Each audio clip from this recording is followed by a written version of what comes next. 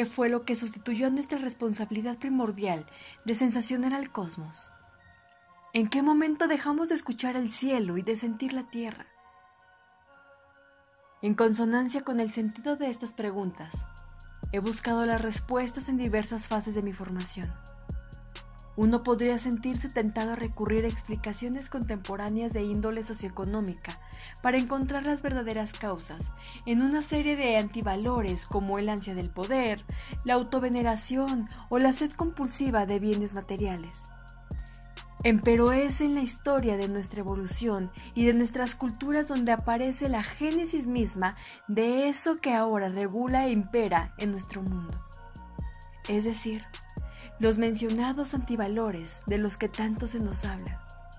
Si hacemos un análisis cuidadoso de nuestro proceso formativo en este mundo terrenal, es posible apreciar con claridad cómo hemos nacido a la vida inteligente y consciente desde hace más de 3.500 millones de años, cuando nuestros antecesores primarios, las células, comenzaron a recorrer su senda evolutiva. Apuntalados casi exclusivamente sus precarios sentidos, los cuales percibían nítidamente los latidos de información de un cosmos cuya esencia es el orden perfecto.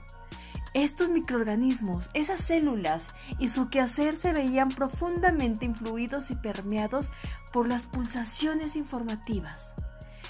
Sin reparos y sin proposición alguna, simplemente seguían la inspiración y actuaban en consonancia con ella. De ahí que, aunque sencillas estas células, sus expresiones evolutivas eran congruentes. Aproximadamente unos 2.000 millones de años después, siguiendo la intención de la unicidad como constante en el cosmos, optaron por la asociación integrativa y se constituyeron en organismos pluricelulares como los líquenes y las esponjas de los océanos, que seguían percibiendo y acatando amablemente los flujos coherentes que los guiaban hacia la evolución. Al salir de los mares, los anfibios como entidades pluricelulares, de manera más clara, siguieron fungiendo como antenas receptoras de las normas y reglamentos del supracontexto. La vida se diversificó y en las diferentes especies expresó una gran cantidad de recursos. Proliferaron las diferencias y surgieron variados diseños cósmicos. Los campos que circundaban a tales seres les informaban y todos les seguían fielmente. Cada diseño debía ocupar un sitio en este entramado de energías, ahora más densas y estructuradas, pero ninguno era mejor o peor que el otro. De entre tantos diseños cósmicos, a uno en particular se le confirió una característica especial, una herramienta para ordenar, para reproducir la información más compleja de una manera más provechosa. Tal recurso conferido a esta nuestra especie serviría para llenar un hueco en el diseño común de las especies, y la herramienta sería la razón. La especie humana comenzó su exploración de reconocimiento por aquel entonces. Nosotros, como cualquier otra especie, podíamos percibir los flujos coherentes de los campos cósmicos, pero simultáneamente podíamos ordenar los datos de una manera independiente a la información cósmica.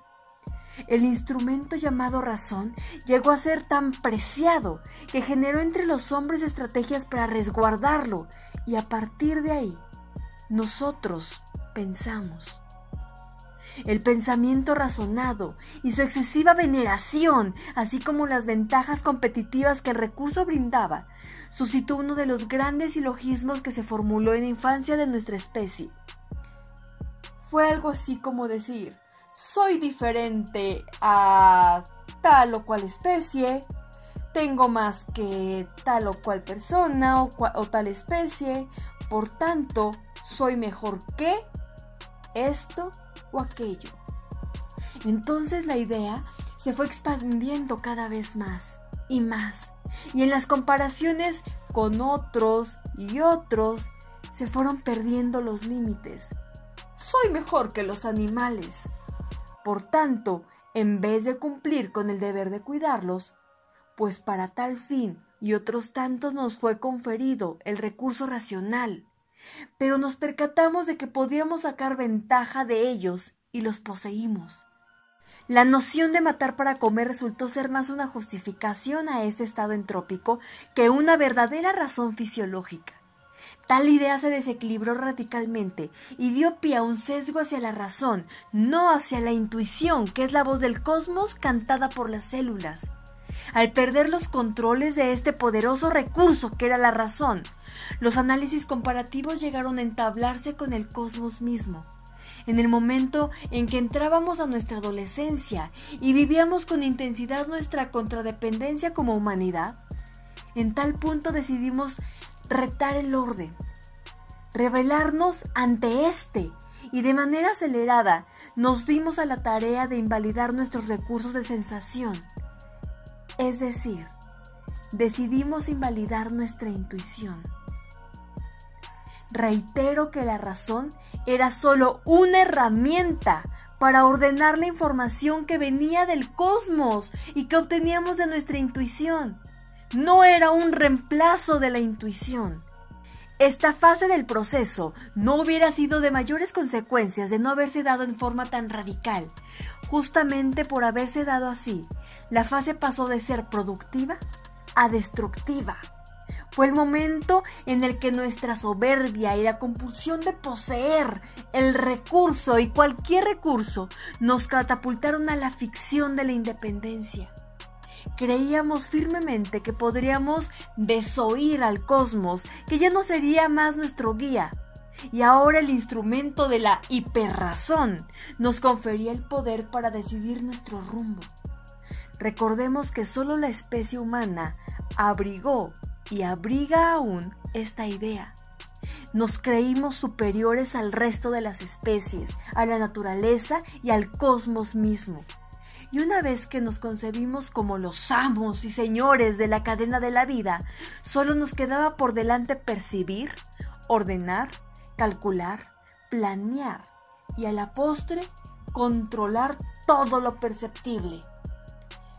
El ser humano es un subsistema de la inmensidad del cosmos, construido bajo las mismas normas electromagnéticas y con las mismas materias primas atemporales con las que construyeron planetas, astros, asteroides y soles.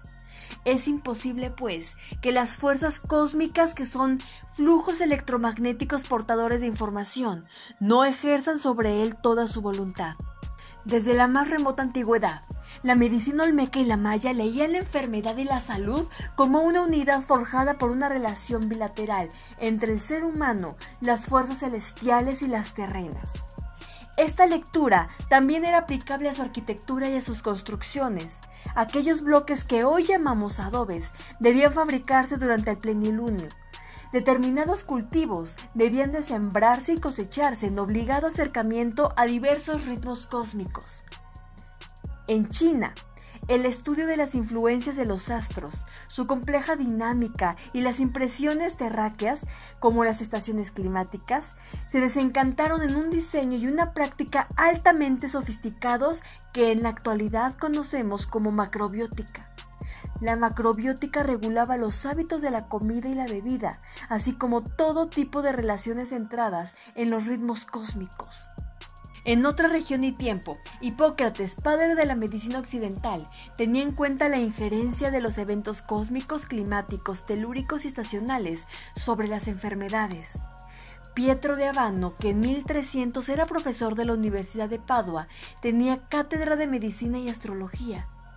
Todavía en el Renacimiento a nadie sorprendía la existencia y la práctica de muchos médicos astrólogos.